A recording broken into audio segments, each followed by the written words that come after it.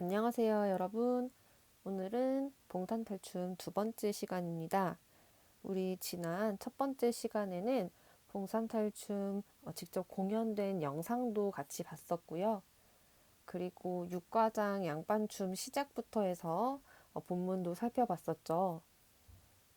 봉산탈춤은 이제 말뚝이와 이제 양반 삼형제가 나오고 또 취발이라는 인물도 등장인물로 소개가 돼 있었는데 우리 지난 시간에는 이제 주로 말뚝이와 양반들의 대화를 통해서 대담을 통해서 여러 가지 드러나는 풍자적인 부분들 우리가 같이 살펴보았었고 이번 시간에는 그 뒷부분을 같이 이어서 나가보려고 합니다.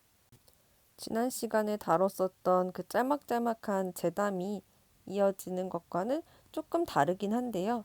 어쨌든 계속 그 양반들의 희화화될 만한 그런 거리들이 계속 나오는 건 비슷합니다. 자, 모두 교과서 준비해 주시고 208쪽 펴시면 되고 오늘은 프린트도 마지막에 정리해야 하니 프린트도 같이 준비해 주시기 바랍니다. 자, 208쪽을 보시면 우리가 지난 시간에 여기까지 했던 것 같네요. 그쵸? 자, 그런데 이제 왼쪽을 보니까 날개에 문제가 있어서 요거 간단하게 정리 한번 해볼게요. 장면을 전환할 때 사용되는 극의 요소가 뭐였나요, 여러분? 여기서 장면이란 건 재담이 아끼는 것들을 장면의 전환이다라고 표현을 한 것인데 어쨌든 하나의 이제 재담이 끝날 때, 하나의 장면이 끝날 때는 항상 악공들이 음악을 연주하고 이제 양반들이랑 말뚝이가 어우러져 춤을 추는 장면으로 마무리가 됐었죠. 그 다음에 다음 장면이 이어질 때는 말뚝이가 쉬라고 말하면서 다음 내용으로 넘어가는 것을 알리는 그런 부분들 우리가 알 수 있었습니다. 자, 그러면 이제 정말 오늘 배울 부분으로 들어가 보도록 하겠습니다. 여복의 동생 생원이 말하죠. 우리가 본시 양반이라. 자, 양반이다라고 하면서 이런 데 있으니까 갑갑하다. 우리 시조 한 수씩 불러보세라고 하거든요. 자, 나름 이들도 양반이라고 다른 양반들 하는 것처럼 막 학식이나 막 이런 교양 이런 것들을 자랑하면서 이제 나름 양반인 척, 양반다운 척, 뭐 그런 걸 하려는 그런 의도였던 것 같습니다. 근데 여러분 지금 이 양반들이 어디에 앉아 있나요? 지금 우리가 어제 배운 내용과 오늘 배운 내용 사이에 중략이 있긴 있지만 이게 그렇게 긴 중략이 아니고 거의 이제 바로 이어지는 정도로 생각하면 되거든요. 그러다 보니까 우리가 세척방에 이제 앉아 있구나. 그것도 어떤 세척방? 마치 동물의 우리와 같은 마구간 같은 세척방에 앉아 있다는 걸 알 수가 있는데 그런 상황임에도 불구하고 시조를 짓겠다는 모습이 굉장히 좀 황당하기도 하고 나름 또 양반이라고 그걸 하겠다는 게 웃기기도 하고 그렇네요. 자, 뭐 양반들이 시조를 읊습니다. 뭐 반 남아 늙었으니 어쩌고 하는데 뭐 그렇게 대단한 시조는 아닌 것 같아요. 그쵸? 그러니까 이제 말뚝이가 자청해서 소리를 합니다. 뭐 낙양성심리허에 뭐 높고 낮은 저 무덤에 어쩌고 이렇게 하는데 이게 사실 시조가 아니라고 하더라고요. 이게 이제 잡가, 즉 평민들이 이제 부르던 유행가 같은 그런 노래의 일부를 부른 거예요. 그러니까 양반들이 막 그런 학식을 자랑하겠다고 시조를 부른다고 하는데 같지 않으니까 너네나 아니면 유행가 부르는 우리나 다른 게 뭐냐 이런 의도로 이 노래를 불렀을 것 같아요. 그쵸? 자, 그 다음에는 생원이 또 뭐라고 하냐면 이제 시조 짓기, 시조 한 수씩 불러보는 거에서 이제 글이나 한 수씩 지어보세. 그냥 시조를 부르는 게 아니고 글을 짓는데요. 자, 그러면 이제 이들이 어떻게 짓는지 한번 봅시다. 그럼 형님이 먼저 지어보시오. 그럼 동생이 운자를 내게. 자, 여러분 운자. 운 알죠? 운을 맞춘다 할 때 그 운이거든요. 그래서 한시에서 각 구의 끝을 맞춘 글자예요. 그래서 우리가 자주 듣는 음악 같은 데서 라임을 맞추듯이 시를 지을 때 끝자를 맞춰서 그 제시어를 주는 거죠. 끝자를 이걸로 해라 라고 이제 주는 그 조건 속에서 얼마나 좋은 시를 쓰느냐, 얼마나 좋은 글을 이제 만들어내냐, 이게 이제 운자 놀이라고 하는 건데요. 이게 우리가 즉석에서 사실 시를 지으라고 하면 이게 어렵잖아요. 그리고 글자까지 이제 규칙을 준단 말이죠. 그러니까 어느 정도 이게 문학적인 역량이 있지 않고서는 하기가 어렵겠죠, 당연히. 근데 이 양반들이 이걸 잘할 리가 없죠. 어떻게 하나 봅시다. 자, 이제 서방이 생원한테 운자를 내주네요. 자, 산자 영자입니다. 자, 그러면 이제 산으로 끝나고 영으로 끝나는 그 행을 만들어서 시를 쓰는 그런 이제 과제를 준 거죠. 어떻게 보면. 그럼 이 과제를 어떻게 해결하나? 생원. 아, 그건 어렵다. 여보게 동생. 되고 안 되고 내가 부를 터이니 들어보게 하면서 이제 영시조로 뭐 시를 읊는 또 투가 있나 봐요. 이제 그 말투로 울룩줄룩 작대산원이 황천풍산 동성령이라 라고 합니다. 보니까 지금 여기에 산이랑 영자에 운자는 맞췄어요, 여러분. 맞췄는데 이 내용이 어떤가요?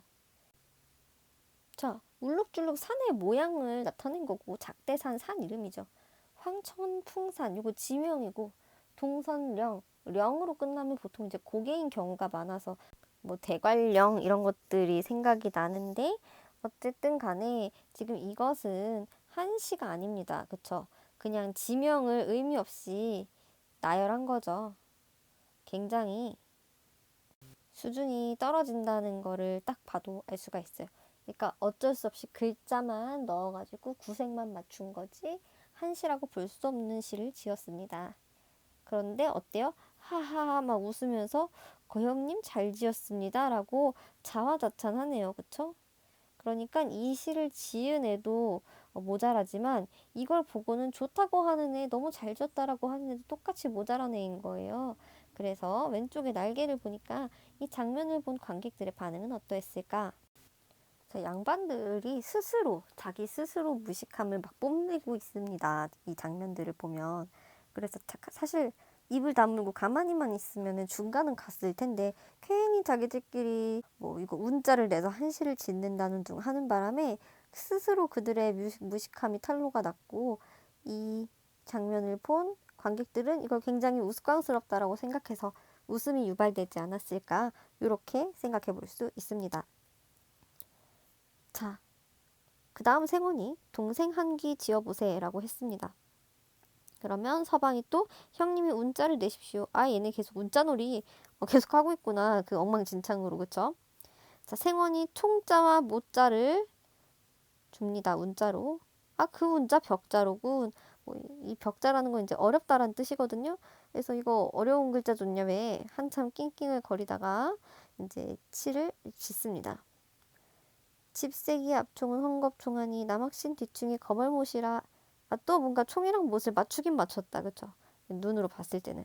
하지만 집신의 앞부분은 헝겊이고 남학신의 뒤축에는 그런 거멀못, 그런 못이 있구나. 이런 식으로 신발과 관련된 걸 지었잖아요. 이게 무슨 의미예요, 도대체. 그쵸? 그래서 이것도 사실 한시라고 보기에는 매우 어렵습니다. 그래서 이 앞부분은 이들이 시조를 읊고 있었고 그 다음 방금 본 부분에서는 한시 짓기를 하고 있었다. 이것들은 모두 이제 양반들이 당시에 주로 했을 어떤 공부나 그들만의 좀 교양 있는 놀이 이런 거였는데 이 봉산탈춤의 양반들은 수준이 너무 낮기 때문에 그렇게 이제 비슷하게는 할 수 있지만 굉장히 수준 낮게 하고 있구나. 이런 부분들 우리가 지금 보고 있습니다. 그다음에 이제 중략이 있고 이어지는 부분을 보면 자 그러면 이제는 파자나 해보자 뭐 하면서 새로운 놀이를 시작을 하는데 자 그럼 파자가 뭐냐? 한자를 보면요 여러분 한자는 상용 문자기도 하고 표인 문자라서 그 안에 이제 여러 가지 그 획들 안에 여러 가지 이제 의미들이 담겨 있는 경우가 많잖아요. 그래서 그 글자들을 하나의 한자 글자를 쪼개서 퀴즈로 맞추는 것 같은 그런 것을 파자놀이라고 합니다. 자, 어떻게 하는 건지 선생님이 간단하게 예를 들어볼게요. 이런 퀴즈를 내는 거예요. 해와 달이 한 하늘에 떠 있으면 어떻게 되는가? 이런 식으로 문제를 냈다고 볼게요. 그러면 이제 이거에 해당되는 한자를 찾아야 되는 겁니다. 자, 달과 해가 한 공간에서 빛나고 있으면 어떻겠나? 밝다라고 대답하면 이제 이게 밝을 명자이기 때문에 요렇게 이제 글자를 찢어서 하는 것을 파다놀이라고 합니다. 자, 생원이 문제를 내죠. 주둥이는 하얗고 몸뚱이는 알락달락한 자가 무슨 자냐라고 합니다. 그럼 여기서 연상되는 그 한자 획을 찾아가지고 대답을 해야 되는데 그냥 서방은 이거 옥편에도 없는 어려운 말인데 라고 하면서 뭐라고 하냐, 그 피마자라고 하는 자가 아닙니까? 자, 피마자는 아주까리 즉 식물이거든요.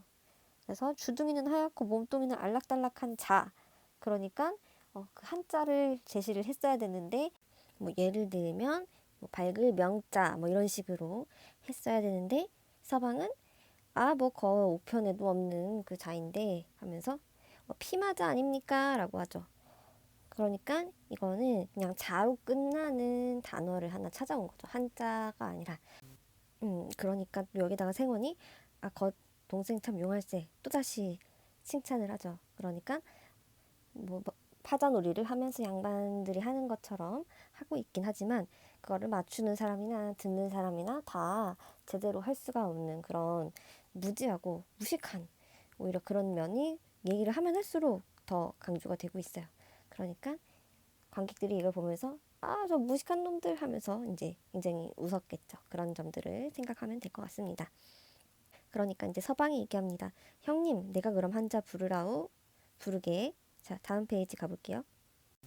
논두렁에 살피 짚고 섰는 자가 무슨 자입니까? 그러니까 논두렁에 농기구를 잡고 서 있는 자는 무슨 자입니까? 그러면 또 한자를 제시를 해야 되는데 생원이 그거 참 어려운 잘세. 그것은 논임자가 아닌가라고 하죠. 여러분, 논임자는 논주인이죠. 또 마찬가지로 한자가 아니라 자로 끝나는 단어를 찾아온 거예요. 그러니까 서방은 그 형님 잘 맞췄습니다. 이렇게 또 칭찬을 하는 그런 바보들의 행진 같은 그런 느낌입니다. 지금 여기까지가 지금 파자놀이를 하고 있다는 걸 알 수가 있습니다. 어디서부터인지 아시죠? 아까 중략 이후에 이 부분부터라고 표시해 주세요. 네, 다시 다음 페이지로 돌아와서 자, 여기까지 이제 양반들이 시조 읽기 운자 파자놀이를 하면서 글, 문장 뭐 이런 거에 관련된 얘기를 하는 동안 여기 보면 취바리가 살짝 들어와. 그러니까 공연하고 있는 중에 어느 한 구석에 취바리라는 새로운 인물이 슬쩍 들어와서 구석에 서 있는 그런 장면입니다. 그러니까 뭔가 얘기가 새로운 국면으로 바뀌는 부분인데 생원이 부릅니다. 이놈 말뚝이가 대답을 하고 생원이 나랏돈 노랑돈 7푼 잘라먹은 놈 상통이 무르익은 대초빛 같고 울룩줄룩 베비잔등 같은 놈을 잡아들여라 라고 말합니다. 국가의 재산, 국고 정도로 해석을 할 수 있을 것 같습니다. 그래서 이 나랏돈 노랑돈을 7푼 잘라먹은 놈, 즉 국고를 횡령한 사람을 지금 얘기하는 겁니다. 그쵸? 그러면서 그 사람의 상통, 얼굴을 이제 속되게 이르는 말이라고 하는데 상통이 무르익은 대초빛 같고 그러니까 잘 익은 대추같이 뭔가 이렇게 검붉고 죽죽한 얼굴에 울룩줄룩 뱀이 단등 같은 놈, 뭔가 뱀의 단등처럼 알록달록한 그런 놈을 잡아들여라. 국고를 횡령한 그 놈을 잡아오라고 생원이 얘기를 합니다. 그랬더니 말뚝이가 그놈이 힘이 무량대각이요. 힘이 아주 세다. 그리고 날래미 비호 같다. 아주 빠르기가 날아다니는 호랑이 같다. 그러니까 이 치발이라는 인물은 국고를 이제 횡령하고 뭔가 돈과 관련된 일을 이렇게 하면서 그 힘이 굉장히 센, 그러니까 당시 사회에서 함부로 할 수 없는 어떤 부와 힘을 가지고 있는 그런 신흥 상인 계층이 아니겠느냐라고 우리가 이해해 볼 수 있을 것 같습니다. 그래서 말뚝이 같은 그냥 평범한 사람이 가면 잡아올 수가 없다. 새님의 전령이나 있으면 잡아올는지 몰라도 자, 여기서 새님의 전령, 여기서 명령을 정하는 어떤 문서 같은 거예요. 그러니까 새님은 지금 생원이잖아요. 어떤 관직이나 이런 거에 있는 인물도 아닌데 양반이라는 이유로 그냥 이놈을 잡아와라 라는 전령이라고 하는 것만 써주면 이 사람을 쉽게 잡아올 수 있는 어떤 제도가 된다는 거. 그러니까 양반 계층이라고만 하면 지금의 구속영장 이런 거를 그냥 발부해 줄 수가 있는 그런 모습인 거예요. 그래서 아직 그래도 이 평민들이 막 양반을 공격하고 웃음거리로 삼는 그런 부분들도 드러나기는 하지만 어쨌든 양반은 양반이라서 그런 아직 가지고 있는 권위와 권력이 강하다라는 걸 알 수 있는 그런 부분이네요. 그래서 생원이 이걸 듣고 오 그리하여라 옛다 여기 전령 가지고 가거라 이렇게 전령을 써줍니다. 말뚝이는 이걸 가지고 이제 무대 한 구석에 이제 올라와 있던 이제 쥐바리를 찾아가지고 당신 잡혔소라고 쥐바리를 잡습니다. 쥐바리는 어디 너 전령 있냐? 전령을 보여주니까 이제 어쩔 수 없이 끌려가지고 양반의 앞에 옵니다. 자, 말뚝이는 쥐바리 엉덩이를 양반 코앞에 내밀게 하여 그놈 잡아들였소 이렇게 얘기합니다. 그러니까 또 이 엉덩이, 쥐바리의 엉덩이를 양반들 얼굴에 이렇게 갖다 대는 거예요. 사실 실제 이제 양반 앞에서는 할 수 없을 거라고 생각되는 굉장히 좀 무례할 수 있는 그런 행동인데 이렇게 남의 얼굴 앞에 이렇게 엉덩이를 갖다 박으니까 얼마나 웃기겠어요. 사람들이 또 보는 사람들이 여기서 막 또 깔깔깔 했을 것 같고요. 아니 이놈 말뚝아 이게 무슨 냄새냐? 뭐 이렇게 얘기를 하는데 말뚝이는 예 이놈이 피신을 하여 다니기 때문에 양치를 못하여서 그렇게 냄새가 나는 모양이에다. 생혼이 그러면 이놈의 모가지를 뽑아서 밑구녕에다 갖다 박아라. 지금 냄새가 난다는 이유로 목을 잘라가지고 밑구녕에다 갖다 박아라 라고 말하는 게 사실 아까 막 글자 놀이 그렇게 막 고상한 척 그런 것들을 해놓고 이제는 상스럽고 폭력적인 그런 말을 하고 있습니다. 이런 부분들을 또 보여줄 수 있는 부분입니다. 자, 이어가 볼게요. 새님 말씀 들으시오. 시대가 금전이면 그만인데 이놈을 잡아다 죽이면 못하오. 돈이나 몇백냥 내라고 해야 우리끼리 논아 쓰도록 하면 새님도 좋고 나도 돈냥이나 벌어 쓰지 않겠소. 자, 여기에서 시대가 금전이면 그만인데 라고 합니다. 그러니까 이 당시에 돈이면 다 된다라고 하는 그런 풍조들이 만연했었나 봐요. 그래서 하필 이놈을 잡아다 죽이면 못하오. 그러니까 돈이면 다 되는데 얘를 갖다가 잡아 죽이면 뭐하겠어? 돈이나 몇백냥 내라고 해서 우리끼리 논아 쓰자. 자, 여러분 돈을 받고 어쨌든 지금 치바리가 죄를 진 건 맞잖아요. 나라에 노랑돈을 국고를 횡령한 인물이니까 그렇게 부를 쌓은 인물인데 이 사람을 잡아와 놓고는 처벌하거나 하는 게 아니고 돈을 몇백냥 내라고 하자라는 것은 뭘 말해요? 이런 돈을 잘 봐달라고 이렇게 뇌물을 주는 것을 얘기합니다. 그래서 뇌물을 받아서 가지고 우리끼리 쓰면은 쟤도 좋고 나도 좋지 않겠냐. 그러니까 새님은 못 본 채 하고 가만히 계시면 내다 잘 처리하고 갈 것이니 그리하시오라고 말합니다. 그러니까 당시에 이런 일이 없지 않고 굉장히 좀 빈번하지 않았겠냐라고 우리가 생각해 볼 수 있을 것 같습니다. 그래서 뇌물을 받고 죄인을 풀어주려는 부패한 양반의 모습을 또 보여주는 것이다. 그러니까 여기서 말뚝이도 이거에 합세를 해가지고 우리끼리 경제적으로 좀 돈 좀 받고 이득 좀 취해보자 라고 말하는 걸 알 수가 있습니다. 자, 그러면서 다 같이 또 춤을 추면서 이 과장을 마무리를 하고 모두가 퇴장하는 그런 마지막 부분까지 우리가 같이 본문 살펴보았습니다. 자, 이제 여러분 그러면 학습활동으로 가보도록 하겠습니다. 자, 학습활동 1번입니다. 육과장의 주요 장면 크게 두 부분으로 나눌 수가 있었습니다. 장면 1은 양반 삼형제와 말뚝이가 이제 주고받으면서 얘기했던 부분, 그다음에 장면 2는 생훈이랑 서방이 글자 놀이를 하면서 얘기했던 부분. 자, 그러면 제담의 소재 먼저 장면 1의 제담의 소재 먼저 보겠습니다. 자, 먼저 양반이라는 글자, 그다음 담배에 관한 거 또 뭐 있었나요? 그 오옥육률 다 버리고 바가지 장단, 뭐 홀뚜기 불고 이런 부분이 있었죠. 장단에 대한 부분이 있었고 또 양반을 뭐 찾으러 다녀봤다 뭐라고 하면서 어디 어디 다니고 비뚝한 놈도 없더라 이런 양반 찾기에 관련된 부분도 있었고 그리고 마지막 부분에 양반을 모시고 나왔으면 어디로 들어가야지 뭐하냐 바로 세처 정하는 그런 부분도 있었습니다. 여기 형상화된 양반의 모습은 권위만 앞세우고 말뚝이에게 계속 속아 넘어가는 좀 어리석음이 보여지고 있었던 부분입니다. 그 다음 장면 2로 넘어가면 제담의 소재가 어떤 것이 있었냐? 시조 읊는 거랑 한시를 짓는 부분이 있었고 그리고 또 타자놀이를 하는 부분이 있었습니다. 여기에서 알 수 있는 양반의 모습은 뭐였죠?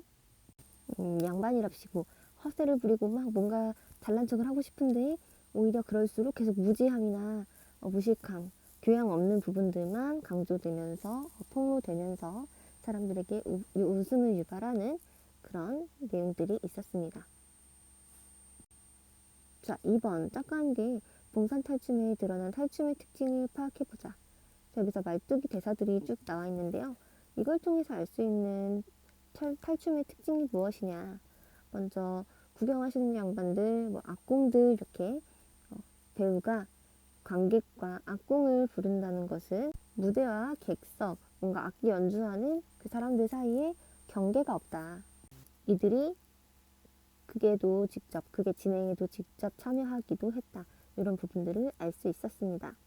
그 다음 채찍을 가지고 원을 이제 막 돌면서 이만큼 털 잡고 뭐를 꽂고 뭐를 하겠다 이렇게 세처에 대한 묘사를 하는 부분에서 여기에 진짜로 집이나 어떤 공간이 있었던 게 아니고 있다 치고 공연을 했잖아요. 그래서 관객들이랑 이제 배우들이랑 이제 어떤 약속을 하는 거죠. 여기에 우리가 있다고 말하면 있는 것, 상상해서 그 무대를 생각할 수 있는 것, 그런 식의 공연이었다고 생각하면 될 것 같습니다. 근데 그렇다고 이 극의 봉산탈춤에 소품이 아예 없는 것은 아닌데요. 등장인물들이 이제 본인의 신분을 암시할 수 있는 복장이랑 채찍 같은 간단한 소품은 가지고 있긴 해요. 그렇죠? 그렇지만 대체로는 이런 소품이나 장치가 마련되어 있지 않고 관객과 있다 치고 하는 그런 공연임을 알 수가 있습니다. 자, 그 다음 페이지로 넘어가서 2번. 다음과 같은 말뚝이의 대사에는 탈춤을 보고 즐기던 당시 서민들의 의식이 잘 드러나 있다. 즉, 이제 서민들이 보고 공감할 수 있는 그들의 생각을 좀 대변하는 그런 내용들이었기 때문에 그들 의식이 드러나 있다라고 볼 수 있는 거겠죠. 여기서 알 수 있는 당시의 사회상에 관하여 이야기해보자 라고 합니다. 자, 여러분, 첫 번째 계잘량이라는 양자에 계다리 소반이라는 반자, 이거 양반을 대놓고 보잘것없는 존재다라고 얘기한 거잖아요. 그래서 이런 부분은 양반을 대놓고 조롱하는, 즉 양반의 권위가 예전보다는 좀 떨어졌다라는 걸 알 수 있는 부분입니다. 뭐 그렇다고 아예 권위가 없거나 그런 건 아니고 예전에 비해서라는 거죠. 사회적인 분위기가. 그 다음 두 번째, 양반을 찾으려고 막 여기저기 돌아다녀봤는데도 선생님 비뚝한 옷도 없더라 라는 것은 서민들이 가지고 있는 양반들에 대한 어떤 저항심리, 반발심이 커졌다. 그래서 양반다운 양반이 없다. 그러니까 당시 부패하고 횡포를 부리는 양반들이 많았겠구나를 생각해 볼 수 있습니다. 그 다음 3번.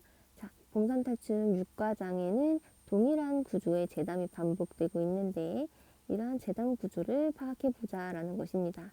자, 먼저 시로 한 재담이 시작되죠. 그 다음에는 말뚝이가 뭘 하나요? 말뚝이가 양반을 조롱합니다. 양반 이름 뜻풀이로 하든가 아니면 뭐 음악을 좋은 걸 하지 말고 박까지는 엎어놓고 쳐달라는지. 그래서 이런 말뚝의 조롱 다음에 양반이 이걸 듣고 이놈 뭐야? 이렇게 호통을 치고 그 다음 말뚝이가 뭐 어떤 얘기를 하죠? 아, 이 양반 어찌됐어? 너 잘못 들었어. 그게 아니고 나 이렇게 이렇게 말한 거거든 이라는 변명을 하면 양반이 여기에 안심을 하고 그렇구나 뭐 꿀물이라네 화나를 그만했다네 이런 식으로 안심을 하면서 춤을 추게 되는 그런 구조로 되어 있고 이것이 몇 번 반복됐었죠. 그래서 갈등이 발생을 하고 그 다음 말뚝의 변명을 통해서 갈등이 해소되고 있다. 하지만 이 갈등은 정말로 모든 갈등이 다 풀린다기보다는 일시적인 해소라고 볼 수 있겠습니다. 자, 시랑 춤은 우리가 한번 얘기를 했고 뒤에 프린트에서도 할 거라서 여기는 넘어가도록 하고요. 텔레비전 희극 프로그램 가운데서도 이런 식으로 이제 개그 코너 같은 데서 따져 있는 것들이 좀 있어서 그런 것들 떠올려 보면서 이 부분도 그냥 넘어가도록 하겠습니다. 자, 우리 이제 교과서에 있는 내용들 다 정리했으니까 프린트로 가볼게요. 자, 이제 프린트 같이 보도록 하겠습니다. 먼저 갈래는 가면극 탈춤의 대본이죠. 그래서 극갈래라는 거 우리가 알고 있고 그 다음에 성격은요, 여러분. 풍자적이고 해학적이죠. 이 양반을 비판하면서 웃기게 재밌게 표현하는 것이 이 극의 가장 특징적인 점이었습니다. 그리고 서민적인 것은 서민의 생각과 관점에서 이 양반들을 조롱하고 풍자하고 하는 것이기 때문에 이렇게 볼 수 있습니다. 제재는 양반과 말뚝이의 대결인데요. 사실 대결이라고 하기에도 무색하게 말뚝이가 양반들을 좌지우지하면서 갖고 노는 그런 모습을 볼 수 있었습니다. 주제는요. 무능하고 탐욕스러운 양반에 대한 풍자와 조롱이다. 그 다음 특징으로 가볼게요. 익살, 과장, 언어 유희 등을 사용하여 풍자가 이루어진다. 여러분, 익살은 재밌게 표현하는 것들 익살스럽다라고 할 수 있고, 자, 과장은요, 여러분, 여러 군데에서 이제 말뚝이의 말에서 알 수가 있었는데, 그 집을 설명하는 부분이라든지 이럴 때 그냥 집을 짓는 게 아니고 막 여러 가지 보석이나 좋은 물건들 이런 것들을 막 나열하면서 얘기했었죠. 이런 부분들은 과장이라고 볼 수가 있고 또 언어 유희는 우리가 여러 가지 언어 유희의 유형들 말뚝이가 하는 말에서 찾아볼 수 있었습니다. 그 다음 두 번째 특징은 무대와 객석, 배우와 관객이 엄격하게 구분되지 않는다는 점이에요. 그래서 그 말뚝이가 늘 관객들에게 말을 걸기도 하고 악공들에게 말을 건네기도 하고 그런 부분들이 있었죠. 그 다음 재단마다 한데 어울려주는 춤과 음악이 있었다. 그래서 이걸 바탕으로 갈등이 해소되고 하나의 장면이 마무리되는 거 우리 알 수 있었고 그 다음 서민적인 비속어와 양반투 한자어를 동시에 사용하는 그 두 가지 계층이 사용하던 언어를 알 수 있었다. 구성은 여러분들 한번 읽어보시면 되고요. 그 다음 해제. 이 작품은 황해도의 봉산을 중심으로 전승되어 황해도 일대에서 성행한 민속극이다. 이 황해도 봉산이라는 곳이 한반도의 남쪽이랑 북쪽의 중간에 위치해서 많은 사람들이 몰려드는 곳이었다. 그랬었고요. 그다음에 일반 가면극처럼 춤이 주가 되고 몸짓, 동작, 재단, 노래 등이 따른다. 우리 이거 실제로 공연되는 장면 보면서 확인해 보았고요. 전체가 7마당 오거리로 구성되어 있는데 각 과장이 옴니버스식으로 구성되어 독립적인 성격을 띈다라고 하네요. 여러분 옴니버스식 들어보셨나요? 선생님이 앞에서는 따로 설명하지 않았었는데 이 봉산탈춤은 총 7마당으로 되어 있다고 했잖아요. 그래서 우리가 지금 7개 중에서 그 6과장 양반춤을 본 것인데 각 과장이 옴니버스식으로 되어 있습니다. 이 얘기는 무슨 뜻이냐면 서로 다른 독립적인 이야기들이 하나의 주제를 전하기 위해서 진행되는 구성 방식을 옴니버스식이라고 합니다. 우리가 봉산탈춤은 지금 한 과장만 봐가지고 와닿지 않을 수가 있는데 다른 과장에서는 가부장제의 어떤 위선이나 그런 잘못된 점들을 풍자하는 그런 내용들도 담고 있거든요. 그러니까 전체적인 주제는 양반 사회와 어떤 기득권을 공격하고 풍자하는 그런 내용이지만 각각의 독립된 이야기들이 이렇게 있고 다른 인물들이 나온다는 그런 점이 옴니버스식이라고 표현될 수 있는 점입니다. 그래서 우리가 알고 있는 좀 유명한 영화 중에서는 러브 액츄얼리 같은 것을 우리가 옴니버스식 영화다라고 합니다. 그 내용을 떠올리면 아마 조금 더 이해하기 쉬울 것 같습니다. 자, 어쨌든 작품의 재단 구조와 풍자성 요걸로 넘어와서 요거 우리 학습 활동에서도 비슷하게 했었던 것 같은데 말뚝이의 처음에 조롱으로 이야기가 시작이 되는데요. 말뚝이의 도전으로 양반의 위엄이 급격하게 파괴된다. 뭐 계잘령 양자에 계다리 소반 이런 식으로요. 그 다음에는 양반이 호통을 치죠. 뭐야 이놈아 이러면서 그래서 꾸짖으면서 위험을 찾으려 하는데 이때 이제 말뚝이는 변명을 합니다. 아 어찌됐소 하면서 그렇게 얘기를 하고 표면적으로는 부정하는데 하지만 이제 그 것 자체가 이제 이 양반들을 놀리는 거죠. 그래서 양반들은 하지만 그걸 알아채지 못하고 뭐 꿀물이라네 뭐 이생원이라네 하면서 그대로 믿고 기분이 좋아지는 그런 모습으로 하나의 재단이 춤과 음악을 통해서 마무리가 되는 것인데요. 말뚝이가 겉으로는 누구의 권위에? 그죠, 양반의 권위에 굴복하는 듯 보이지만 실제로는 양반을 조롱하는 재단 구조가 계속해서 반복이 되는데도 양반들이 그것을 알아차리지 못합니다. 그래서 계속 양반이 들어가는데 양반의 부정적인 면을 풍자한다고 볼 수 있습니다. 그 다음 시와 춤의 기능을 보도록 할게요. 먼저 시는 우리가 이제 학습 활동에서 프린트해서 하자 그러고 넘어갔었는데요. 새로운 재단의 시작을 알리고 그 다음에 관객의 시선을 집중시키고 음악과 춤을 멈추게 하면서 딱 얘기가 시작될 수 있는 분위기를 만든다고 했습니다. 춤은 각 재단을 구분하고 말뚝이와 양반의 일시적인 갈등 해소를 알립니다. 그리고 흥겨운 분위기, 그리고 양반의 어리석음을 부각합니다. 이런 기능을 가지고 있는 시와 춤이 반복되면서 여러 개의 재단이 제시되고 있었다. 자, 그 다음 페이지로 가보겠습니다. 뒷장으로 넘겨볼게요. 등장인물의 역할과 신분, 이 역할과 신분은 그들이 가지고 있는 복장이나 소품을 보고 그다음에 말을 보고 알 수 있는데요. 먼저 말뚝이는 번거지를 쓰고 채찍을 들고 있다는 점에서 마부의 신분임을 알 수가 있습니다. 양반을 조롱하고 비판하고 있는데 평민들의 입장을 대변하는 풍자 주체입니다. 양반 삼형제는 부채나 장죽을 들고 있는데 이것은 양반의 신분을 나타내주는 권위 있는 모습이죠. 차림새 자체는 하지만 그 우스꽝스러운 그 외모, 탈과 언행을 통해서 어리석은 모습으로 나타납니다. 그래서 무능한 양반의 전형이자 풍자 대상입니다. 그다음에 힘이 세고 날래면서 국고금을 횡령한 죄를 무마하려고 양반에게 돈을 내는 인물 누구죠? 네, 맞아요. 마지막에 등장한 취바리입니다. 쥐바리는 신흥 중산층 계급의 전형으로 평민이 그냥 같은 평민임에도 잡아올 수 없을 만큼 부나 어떤 힘을 축적한 인물이에요. 그런데 이 나라 돈을 떼어먹은 것을 무마하려고 뇌물을 내는 그런 인물로 나타납니다. 자, 이제는 여러분 수능 특강에 실렸던 봉산탈춤 문제를 우리가 살펴보고 풀어보려고 합니다.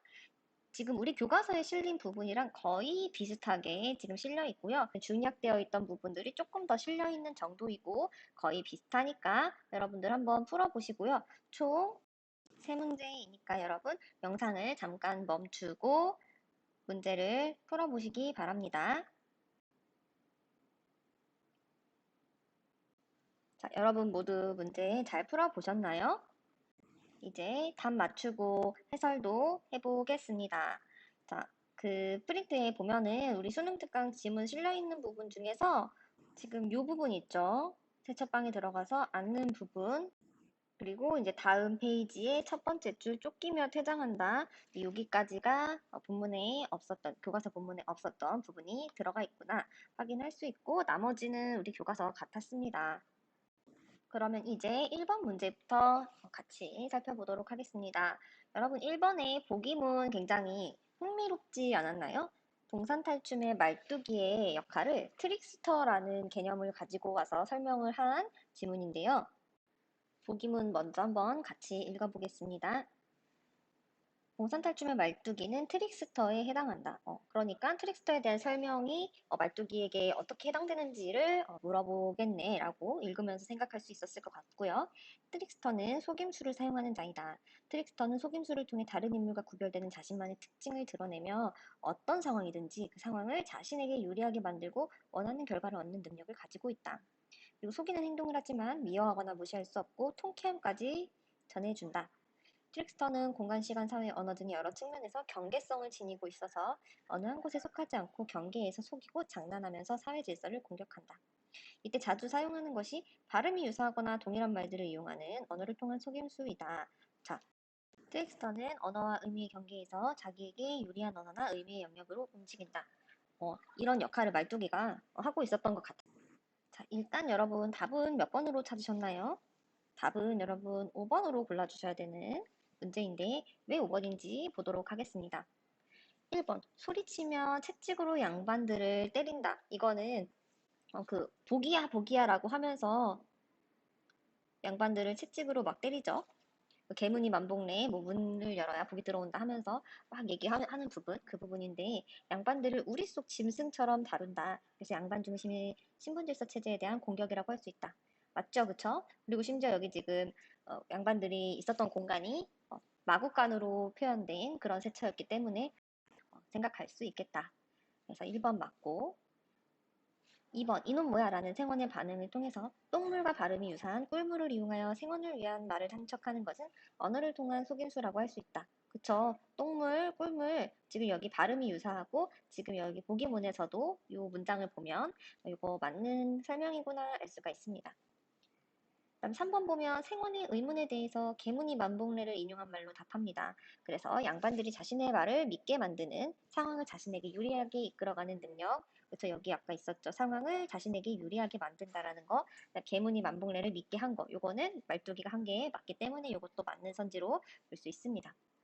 그 다음 4번 누추한 세처에 대한 설명을 통해 생원의 참 좋다와 같은 반응을 이끌어내는 것은 그 허름한 세처, 마구간 같은 세처임에도 불구하고 집에 대한 묘사를 굉장히 귀하고 좋은 물건들로 이렇게 함으로써 양반이 그것이 좋은 세처라고 믿게끔 만드는 부분이 있었죠. 그래서 이거에 대한 생원의 반응이 참 좋다와 같은 반응이었어요. 그래서 자신이 원하는 결과를 얻는 능력, 실제로도 그렇게 끌어가는 능력도 있고 원하는 결과도 얻었다. 이렇게 볼 수 있어서 트릭스터임을 보여준다라고 우리가 이해할 수 있습니다.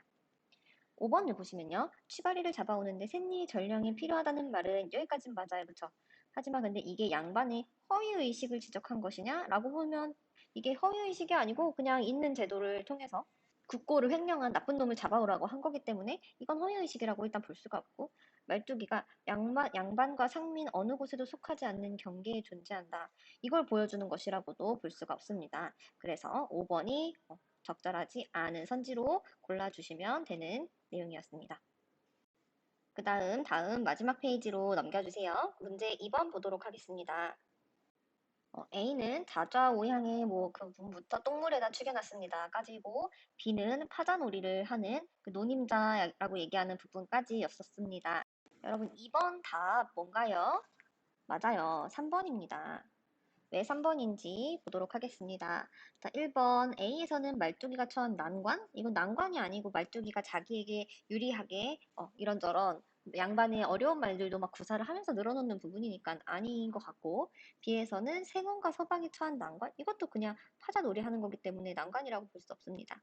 2번 말뚝이의 말에서는 서민의 생활상? 이거는 오히려 양반들이 추구하고 좋아하는 그런 지에 대한 무사였기 때문에 아니었었습니다. B에서 생원과 서방의 말에서는 양반의 생활상을 제시한다. 이렇게 파자놀이하고 하는 것이 양반들의 생활이다 정도로는 봐줄 수 있을 것 같아요. 그 다음 3번은 이제 적절한 것인데 A에서는 어려운 한자어를 능란하게 말하는 말뚝이의 모습 맞고 그쵸? B에서는 무지한 생원과 서방의 모습을 제시한다. 그쵸? 파자놀이는 한자에 대한 지식이 있어야만 할 수 있는 건데 그게 없다 보니까 엉터리로 하고 있는 그런 모습을 통해서 양반의 교양이 저급하다라는 것을 볼 수 있습니다. 그래서 오히려 말뚝이가 더 교양 있고 박식한 모습을 드러내주는 그런 일화였습니다. 그다음 4번 A, B를 통해 말뚝이가 양반에 지닌 불만을 밝힌다? 그러니까 불만에 대한 이유를 밝힌다? 이런 거 없었습니다. 5번 A와 B를 통해 말뚝이와 양반의 갈등을 반복적으로 제시하여 혼란스러운 사회현실? 이것도 아닌 거 알 수 있습니다. 다음 마지막 문제 3번 보겠습니다. 기억 미음에 대한 설명으로 적절하지 않은 것은 자, 기억에서 미음 이제 이렇게 위에다가 띄워놓고 설명하겠습니다. 자, 일단 기억에서 미음에 대한 설명으로 적절하지 않은 거 여러분 몇 번이었나요? 네, 4번이었습니다. 설명 한번 해볼게요. 기억, 채찍을 가지고 원을 그으며 한 바퀴 돌면서 요거는 무대 장치가 없고 임의의 약속을 통해서 가상으로 공간 설정한다. 요거 맞는 내용이었죠. 그쵸? 그 가명극의 그 공산탈춤의 특징 중에 하나였습니다. 다음 니은 남편을 바라보니 인의예지 부편을 바라보니 효제충신 이거는 유교적 관념 아래에서 좀 중요한 양반들이 중요하다고 생각하는 이런 문장들인데 그래서 유교적 관념을 중시하는 사회적 풍토 이걸 붙여놓은 집이 좋은 집이라고 했으니까요. 그 다음 3번 디귿은 꿀물에다 축여놨다네 이게 똥물에 담배를 축여놨다고 처음에 얘기했다가 말뚝이가 변명하면서 말을 바꾸는 그 부분인 거죠. 양반들이 지닌 권위가 훼손되는 효과를 거두고 있다. 그러니까 똥물이라고 했다가 꿀물이라고 하면서 속아 넘어가는 이 모습을 통해서 양반의 권위가 훼손이 됩니다. 그쵸? 그 다음 4번 부당한 행포를 자행하는 양반들의 모습을 볼 수가 있다. 나랏돈, 노랑돈, 칠푼 잘라먹은 놈, 상통에 무르익은 대초빛 같고 울룩줄룩 뱀이잔등 같은 놈. 이거는 취바리에 대한 묘사입니다. 그래서 취바리가 지금 나랏돈을 떼먹은 거지 양반이 떼먹은 게 아니기 때문에 이것은 부당한 횡포를 자행하는 양반이라고 볼 수가 없겠죠. 그래서 4번이 적절하지 않습니다. 5번은 여러분 따로 설명 안 해도 아시겠죠? 뇌물이 통용되던 당대의 부조리한 면모 드러내는 에피소드 같습니다. 자, 이렇게 해서 공산탈춤까지 마무리가 되었습니다. 여러분들 모두 문제 풀고 영상 보고 교과서까지 정리하느라 고생 많이 하셨습니다. 자, 공산탈춤 수업 여기서 마치겠습니다.